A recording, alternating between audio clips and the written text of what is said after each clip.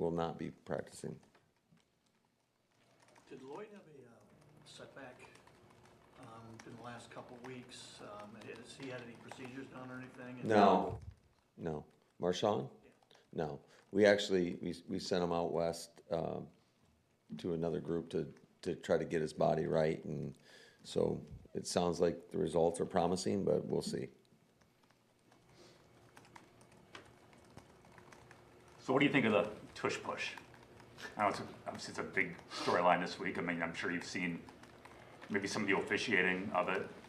Yeah, I think the best way to stop it is to not to allow it to happen in regards to you can't allow them in those short yardage situations because you know exactly what they're going to do, and they've been pretty successful at it, obviously.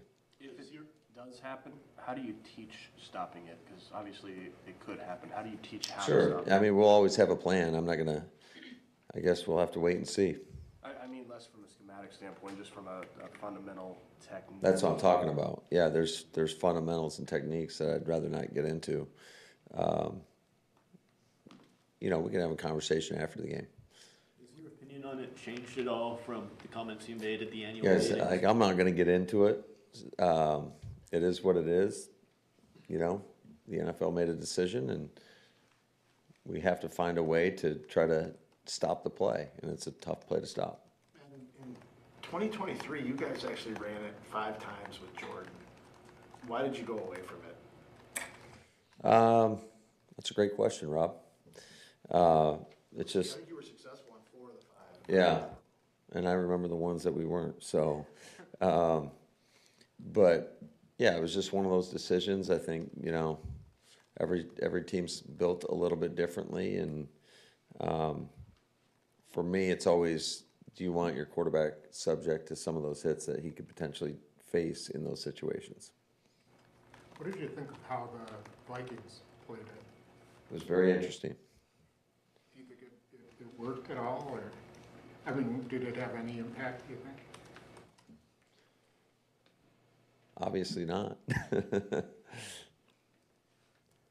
What have you seen from the running game in general? It hasn't been as productive as last year, but Yeah, I still think they're, I mean, I know, like, that's why it's funny when you watch the tape versus when you see the numbers, it's like, it's kind of polarizing, I would say, because you look at just really on offense and on defense in regards to when I'm watching this, it's a very difficult team on both sides of the football, and even on special teams as well. So I do think they're a complete football team, and sometimes the numbers kind of get skewed in regards to what you actually are seeing on tape. Did they play you a lot differently in the playoff game, defensively versus your offense? Than they Versus week one? Yeah. Yeah, they absolutely did a few different things. And then also, I think anytime, you know, Vic, that was their first game together.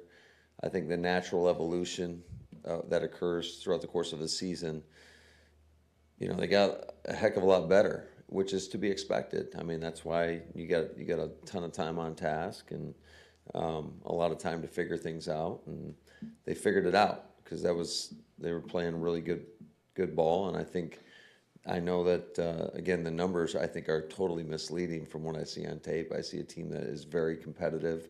They can win really in every level of the defense. They're going to challenge you. They can get pressure with 4. So it's a great challenge. Obviously, I think Vic, he's one of the best ever to do it. So it's going to be a great challenge for our offense. I don't mean this to be a game plan question, but with all that Tucker Craft did for Don't ask it. I mean, but with all that Tucker Craft did for the offense, do you have to look beyond just Luke and Fitzpatrick in terms of making up for that workload? Yeah, I would absolutely agree with that. I think that is just everybody has to pull a little bit more and do a little bit more, I would say. It's just not going to go on one position group. I mean, we need it from everybody, from the guys up front to our runners, receivers, and our quarterbacks. So it'll have to be a collective effort. How have you seen Golden not only handle himself on the field but off it when he's not probably getting as many touches as he would like?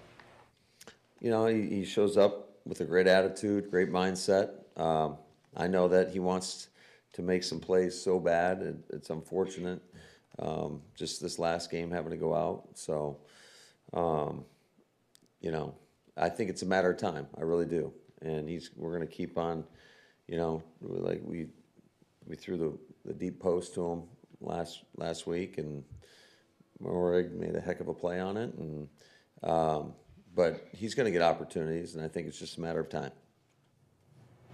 Is he going to practice today? He will be limited.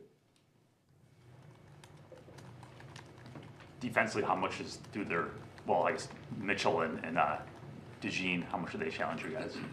Yeah, they're really good players, really good young players, both in their second year.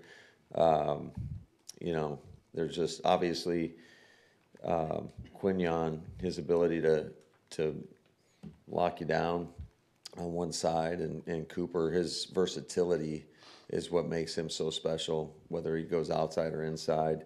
I think they're both really, really good football players.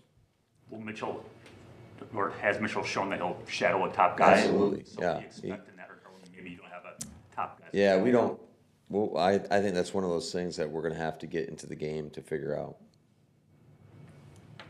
How hard is it to get a quarterback who likes pushing the ball downfield and has had success doing so to be patient when teams aren't giving him that deep stuff? Well, I think he's. I know what you're getting at, Matt, but I think he's done a really good job. I mean, there's going to be plays that you'd like to have back where you wish that, hey, just take the gimme.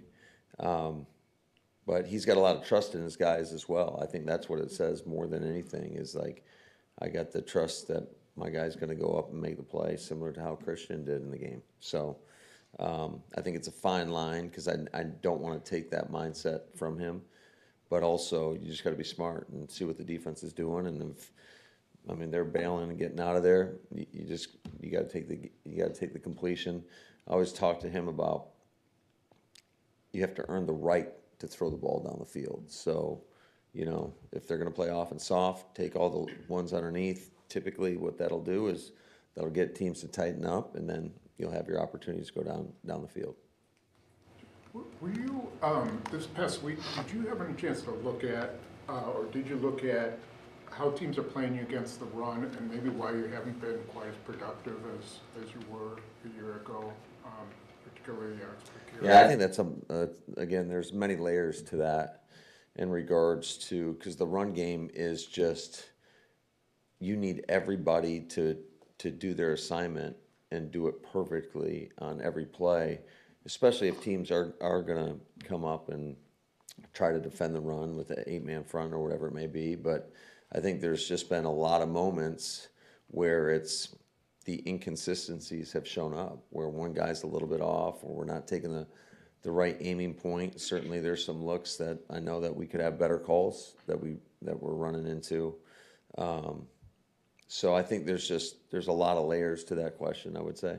Do you think you have, I mean, are you looking at whether you have the right players in the right positions to be successful, whether it's the tight ends in certain positions or your offensive? Yeah, absolutely. I mean, personnel plays a big part into it, and as well as the matchups in terms of who are you going against, and you got to be able to anticipate a little bit of what teams are going to see from other teams, and it's a copycat league many times, and if something shows up and they're having success with it, you can bet that it's probably going to show up again.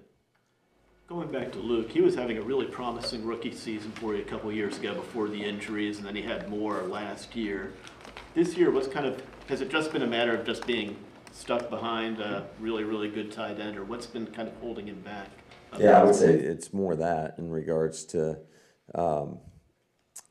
just as much 11 personnel as we've played. You're kind of limited. You got one tight end to put out there, and certainly I think Tuck has earned that right. And then, but Luke, it's not for in game when there's situations that inevitably arise where a guy needs a breather.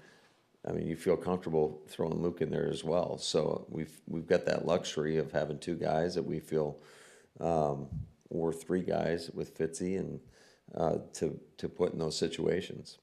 What did you see from Wiley, with him getting the call up now and just these last 2 months that he's been with you guys? Yeah, he's a guy that we did a lot of work in the draft. Saw some of his tape at Tennessee. I just think he's a gritty, hard-nosed competitor, and he's got the versatility that you can move around a little bit. So now it's a great opportunity for him to showcase what he can do for us. What's the plan at kicker, since you still have two after the trade deadline? Is it a health thing? Is it best guy at practice wins this week? What are you thinking? Well, I think every time it's a competitive situation. So, we're going to have both of the guys kick today, and we'll kind of see where Brandon's at in terms of his health and whatnot, and go with who we feel like gives us the best opportunity to go out there and compete and win.